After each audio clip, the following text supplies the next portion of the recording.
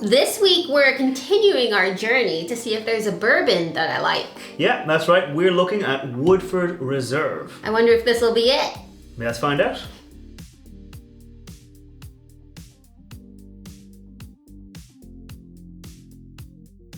Welcome back to the channel. I'm Matt and I'm the Whiskey Nerd. I'm Rose and I'm the Whiskey Noob. And like we said, this week we're going to look at Woodford Reserve bourbon. So I'm going to get it into the glass and tell you a little bit more about it. But maybe first Rose will tell us, do you like bourbons normally? No, if I'm being blatantly honest, I haven't found the bourbon that I like so far. Yeah, it's typically, I think, the hard oak spice and the kind of sharper notes get you. I introduced Rose to Irish whiskey to begin with. Oh yeah, that definitely ruined me for bourbon. Yeah, so much softer on the palate, much more kind of light and easy going, because bourbon is, if you're not familiar, you should be familiar with bourbon. It's aged in virgin oak exclusively, so it does give that punch! Much more punch compared to Irish whiskey. It is also coming in at 51% corn at least. This one here, however, is coming in, I think, at 72% corn. Okay. 18% rye and 10% malted barley. So typically with Irish whiskey, you're going to get some corn whiskey that's been aged in,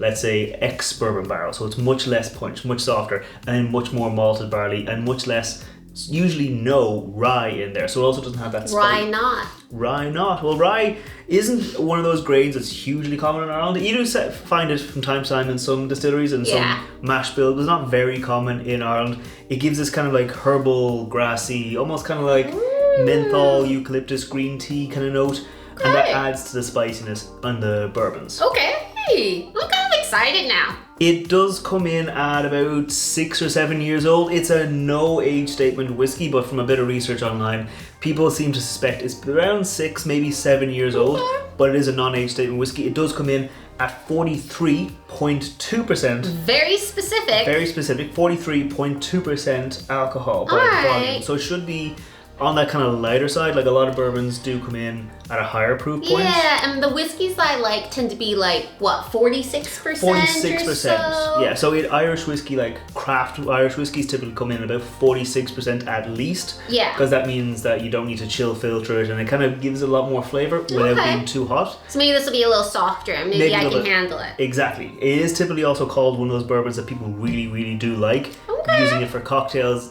maybe it's a little bit more versatile. So hopefully you'll like it. So I think it's time we go in for the nose on the Woodford Reserve. Sláinte. Cheers. Well, it's beautiful. That nose is actually quite nice. Yeah, it is. It's very sweet, obviously, but like almost a little citrusy, a little bit. Yeah, well, I got an initial big hit of vanilla, and now I'm getting like a spiciness to it. Yeah, so you're going to get that oak spice, you're going to get that rye spiciness kind of coming through, and you're going to get that backing up that initial bang of the sweetness, and the vanilla, you do get vanilla coming off the fresh oak as well. There's something like, I don't know, dry smelling. Yeah, that might be the rye. Also, virgin oak does have this sometimes kind of like the way you'd have with a good red wine. Yeah. Where you have that kind of the dry tannins, that kind of feeling. You do get that sometimes as well. Okay, that might be it. But it does smell nice. Like, I keep getting like the vanilla first, spicy second. I'm almost getting like, maybe almost like a cherry or like some sort of dark fruit maybe. Oh. But like think of like a fresh, like a black cherry. Oh.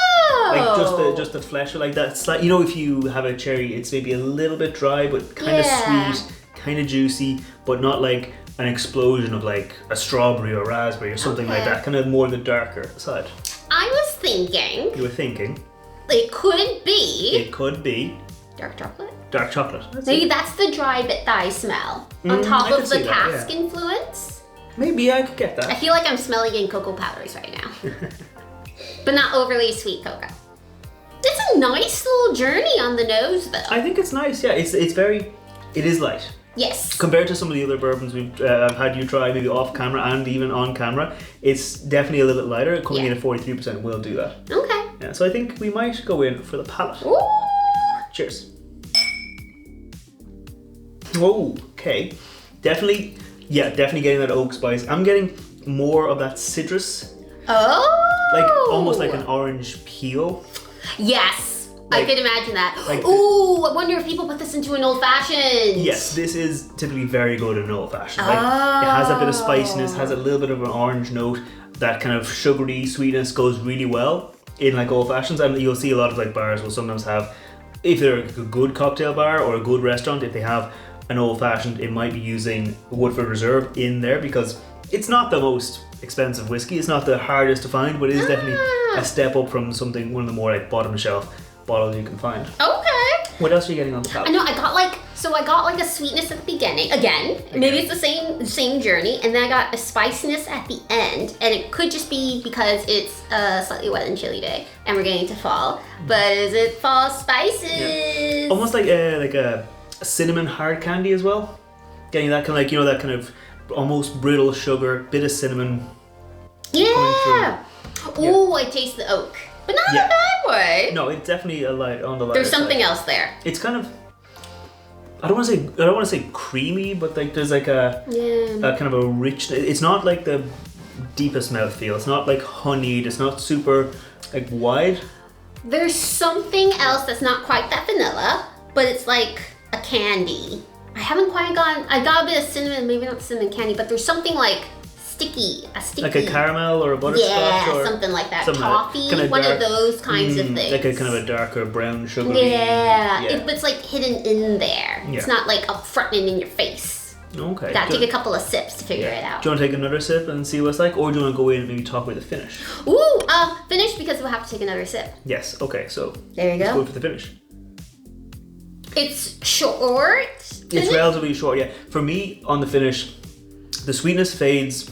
You get the oak kind of does linger on, but like it's very much the oak kind of has this downward path. The sweetness just falls off. I'm still getting like that kind of almost the citrus zest again. Like if you not like you bit into the flesh of an orange, but if you bit into like the outside of an orange, you know, that the skin. Yeah.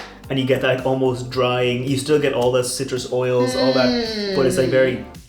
Yeah, kind of. Okay. But not in a bad way, just that kind of citrusy drying. Yeah. I also got the sweetness kind of went off quickly, but what's lingered even now is the spices. Yeah, there's a bit of spice The going on. spices are definitely like the heat. There wasn't like a burn, but the heat lasted a bit. But the spices like stick with you, but not in like a bad way. It's almost like almost like a really, like if you had a dark, like a black tea, but without milk or anything in it, just that kind of like, almost not spicy, but kind of herbal, roasted herbs, that kind of like vibe, Okay, I could get that, but like it was a nice journey from like beginning to end, and it made sense. It made sense. Yes, you weren't like, you know, like sometimes you drink stuff and you get like something completely different from nose to palate to finish. Yeah. This is a journey. Yeah, it was pretty cohesive, Now, obviously, the most important question,